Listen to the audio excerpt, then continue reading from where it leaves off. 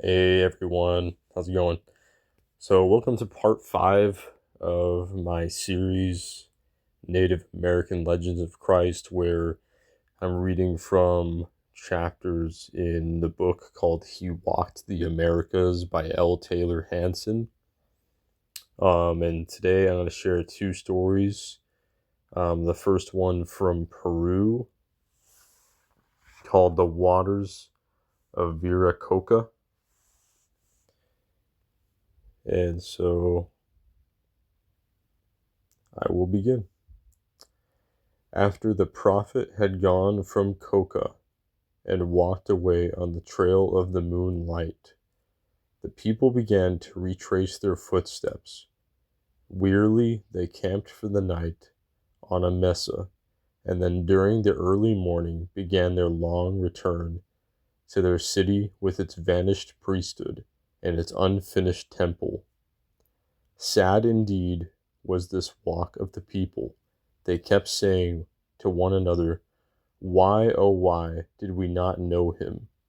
Why did we listen to the priesthood? Why did we let the army surround him?" To these questions they had no answer, but they urged their crying children onward and dragged their tired feet homeward. Then came the great disappointment. The Apurimac River, never known to lessen the flow of its clear water, was dry. The people of Coca were stricken. This was the displeasure of the Great Spirit. What would they do for water? Dismayed and distracted were the people. In seeing their parents' confusion, the children were doubly distracted. They held a meeting and spoke of many plans. The wisest argued to keep on walking toward Coca. If death waited for the people, why not near their own city? Yet as they came near the place of lightnings, they broke into lamentation, spirits crushed. They huddled together. All the springs were dried and dusty. All the small streams were empty. Truly now they knew that they had offended, for each dry spring was an added witness to the wrath of the Almighty. That night the people chanted together an olden chant from days long vanished. It was the fourth night of their long penance, and they had little hope for forgiveness or continuing life. Upon some of them had come the thirst madness, and 4 had died for want of water. Most desperately the little children suffered. Now in their chant they asked not for forgiveness, but only for help for their suffering children. Suddenly in the east rose the star of the dawning, and a luminous being stood among them. His hair and beard, touched by the moonlight, were rippling streams of burnished silver, and his white robes seemed to be made of moonbeams. In one hand he grasped a long staff. This he raised and thrust deep into the lava. A fountain of water sprang up, and bubbling and tumbling its way among them. In a moment they had fallen into it, soaking the water into their garments, and crying and laughing as they felt it splash over them, carrying hither their shrunken babies. Cool water. It brought life to a dying people. Then the people thought to thank him, but he was not there. He was gone, as much as if he had been but a dream of the imagination, yet the water was there, splashing, singing, shining its way through the fields of lava. They called it the Fountain of Viracocha. Some say to this day that perhaps his returning was but a dream of the thirst madness. Yet most of the people only say that his great staff brought the water of life to a dying people. And in all Peru no stream is more holy than the sacred fountain of Viracocha. Through the ages from that day the spring has been worshipped. Here came the mighty Inca, ruler of 100 nations. Here, where the waters reach a depression, the monarch had a large dam constructed so that a blue lake would sparkle, filled with sacred water.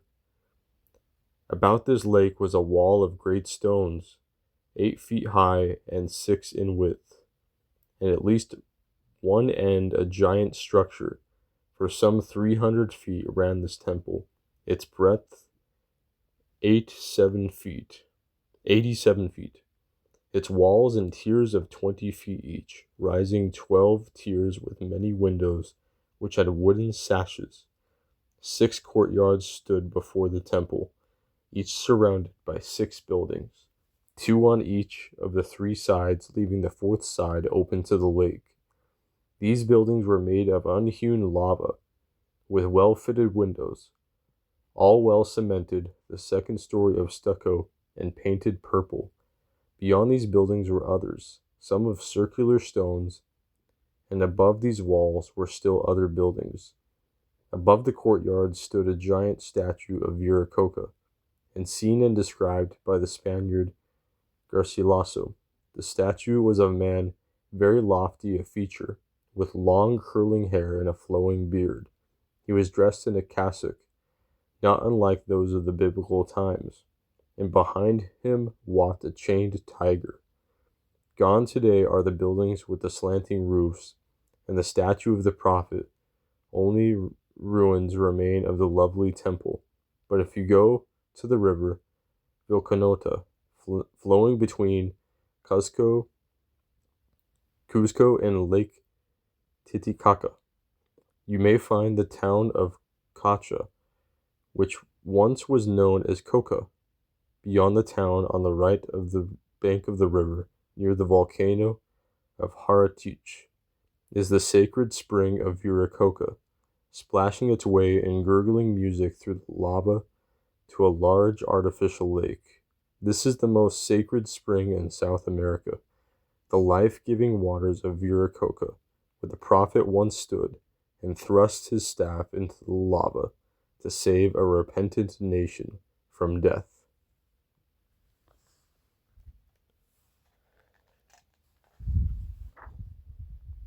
So next I will share the prophecy at Cholula from Mexico.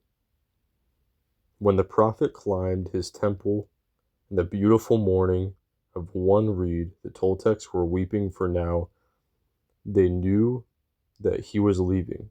Perhaps never again through the ages would he walk the Toltec Empire. Once more he took them through the cycles of the dawn star, sometimes called the star of the prophet, Tua Lukal Pantukuli, and into the vistas of the future. He repeated the warning given at Tula against the deeds of the sacrificers, and foretold the invasion of white man.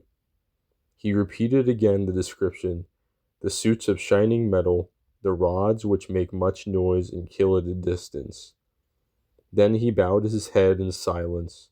When again he began, it seemed to the people that his voice was husky with teardrops. Once I had great hope for these people, for I saw them kneel and kiss the sweet earth, and I saw the shadow of the great cross which they carried with them. Yea, I had great faith in these people. Now I must warn you against them.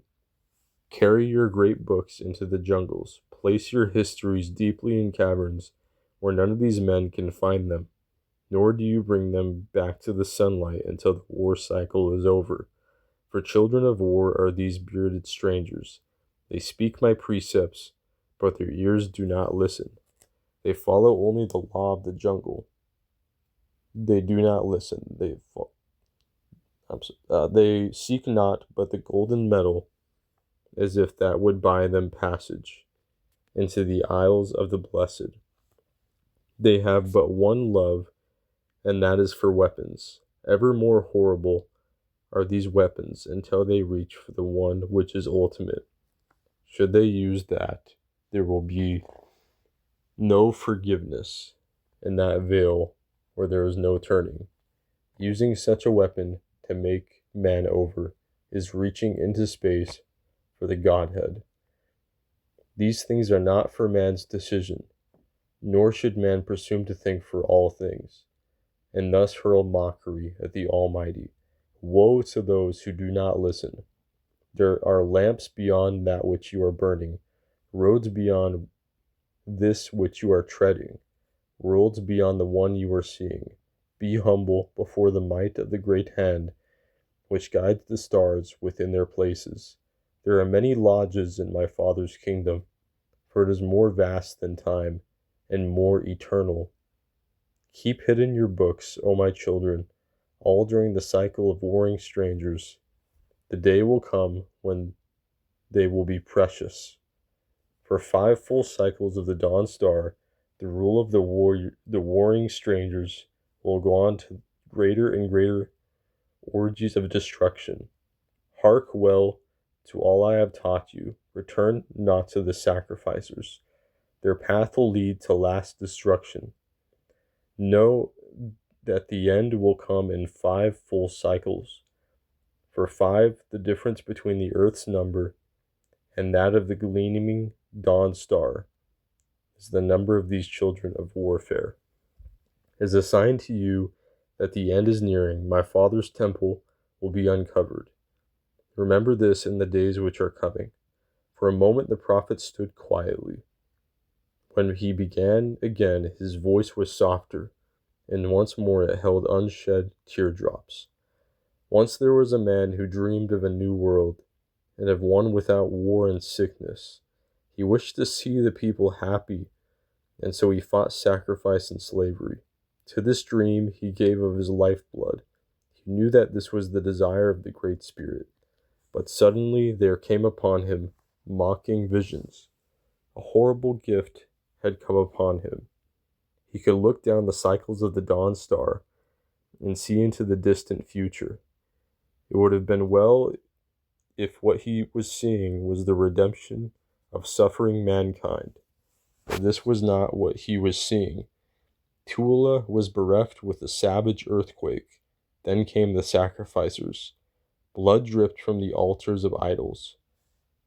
The same he saw in other cities.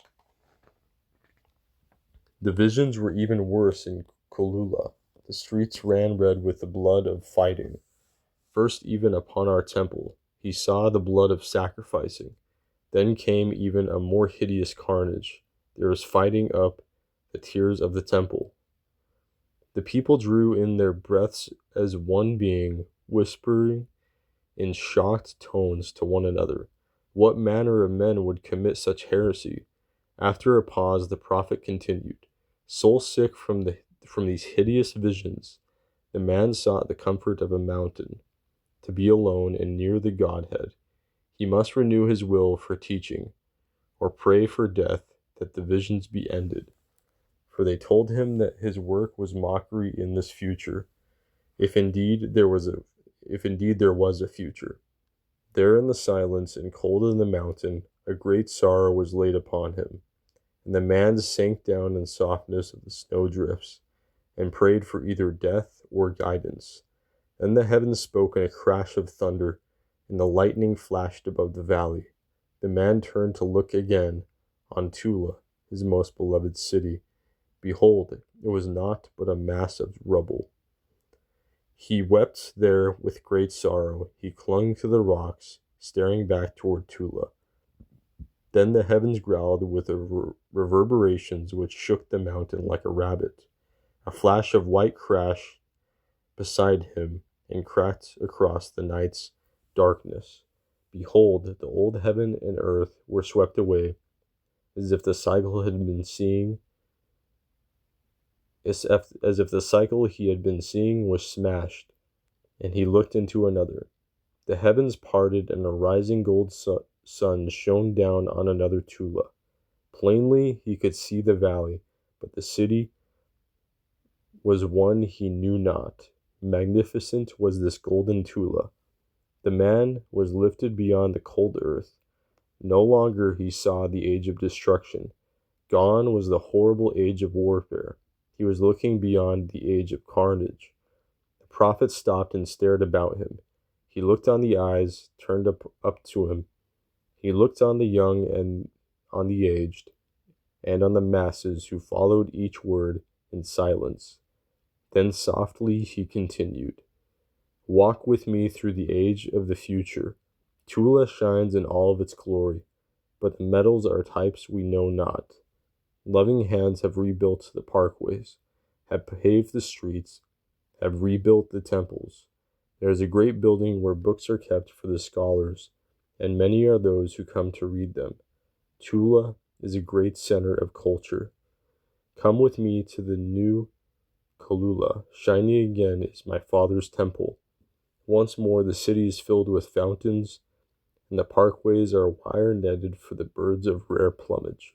And those who sing, to enchant the listener, cross through the parkway to my father's temple.